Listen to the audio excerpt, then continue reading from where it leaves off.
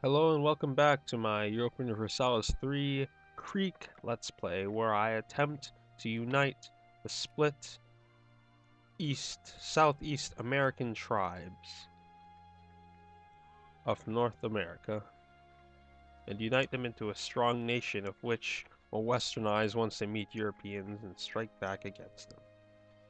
Last episode, my nation went under a little bit of a revolution that saw the overthrow of their tribal democracy and the instatement of Fief the First, who is a great administrative leader, a decent diplomat. Diplomat's not too important though when we only have 3 nations. What's more important is military, which he isn't that good at. Actually, is as bad as he could be. But due to the rebel troops becoming our troops once the revolution was finished, we have a larger army than we normally would be able to maintain. Or well, that's not entirely true, but we definitely have a larger army than we would have been able to have at this point, given, we would have had to spend a couple of years or so letting our manpower build up so we could build these 6 troops and go right up to our support limit. Because of that, we significantly outnumber our Cherokee enemies, which will allow us to defeat them in the coming war. Now the question is, where do we attack them? I'll figure that out by first asking for a military access treaty. See if this passes. Oh look, I'm running a deficit because of the size of my army, so it looks like I'm gonna have to fortunately start minting more coins in order to pay for this army. So it'll show me whether or not I'm in debt anymore. Okay, good. And that runs me into December. And if it runs into December, that means that because your coinage isn't calculated until at the end of the month, it means that you'll be fine until then. Of course, things could always change with your nation, and you could find yourself in a situation in which it's less than December and it ends up being November before you get there, and that could cause problems. But that's not the case for us, so that's absolutely great. Plus we're going to get some stability next month, so we'll be able to get more money from that. Advisors, there's no real point in getting into advisors. So let's start on the time here so that we can start figuring out where we're going to be attacking our Cherokee friends. Okay, so I'd get there on the 12th. I'd get there on the 7th. You know, I think it's best to attack from Alabama because, yeah, it's best to attack from Alabama because this is our capital. We don't want them taking our capital. It's got a center of trade, the only center of trade here. We can't send merchants to it, unfortunately. Apparently, we do not have the tech for that. But it's still a valuable center of trade. We get a decent amount of money out of it. Though if we had merchants, we would be able to get more. Or rather, if we had the ability to send merchants, we'd be able to get more. Alright. So now that I know I'm going to be probably attacking here, but first, before I'm attacking there, I'm going to split this army in half.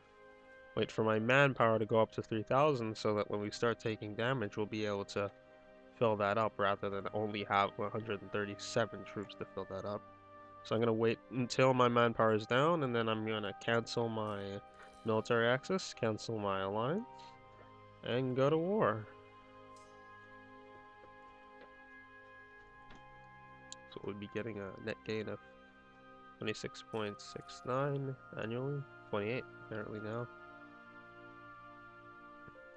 Oh, good.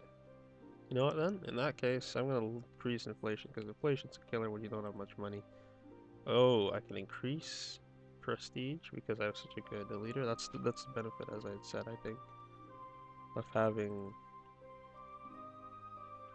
this guy as an advisor.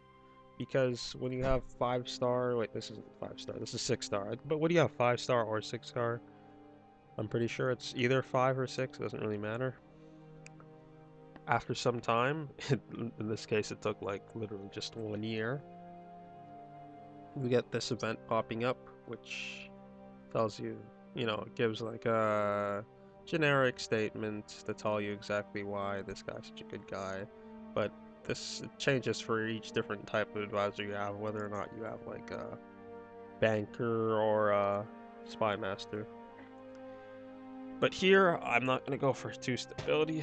I guess maybe I could go for 2 stability, but I think prestige would be better. That will increase my morale of my army, plus which is gonna be useful because I'm gonna be going to war. That'll be increasing my trading cub. I don't think I have much, but yeah. Plus it lowers the stability cost modifier, and I don't want to only just use half of the benefit of this. So wait. Unless. Now, you could argue whether or not this is exploiting. I wouldn't say it is. But what I'm going to do is wait for a bit. Let's see. Wait for a bit here. Oh, this is going to take a whole year waiting. You know what? Nah, I'll just accept it. What I was planning on doing is I would take a 3 stability hit from fighting against the Cherokee right now, or rather declaring war against the Cherokee, and my plan was to wait for me declaring war on the Cherokee and then proceeding to use that event there. But you know what? It's kind of gamey, kind of cheating, so I'm not going to descend to that level unnecessarily, right? Might as well just take the 10 prestige and run with it. I mean, the prestige is decaying by the month anyway, so might as well keep it above 1. Okay, so this is a good time for me to start increasing my relations with the Cherokee, because their military is being occupied fighting their own peasants. Well, no, they're finished. But that's still significant damage to them, and that's going to hurt their manpower for a bit. So, how are my Shawnee friends so far? Seems like they're able to put down that rebellion they're having, even though they have a couple provinces. In fact, I believe maybe all their provinces except for these 2 up here being overrun by this nasty modifier when there's a really small nation with 2 provinces. And especially a nation that barely has any money in the first place. Yet minus 50% local tax modifier because of tax revolt from the peasants, and that's not good at all. Oh, also something else I need to do? I need to raise my maintenance before I go to war. So I'll do that. You know what? I'll do it right now. No point in not doing it right now. Other than, of course, it's going to lower the amount of money I'm taking out, but that doesn't really matter right now. As long as I'm making yearly surplus, that's all I need to care about. So, let's see, I'll be dissolving this alliance. And the next time I get a diplomat, it'll be time to go to war.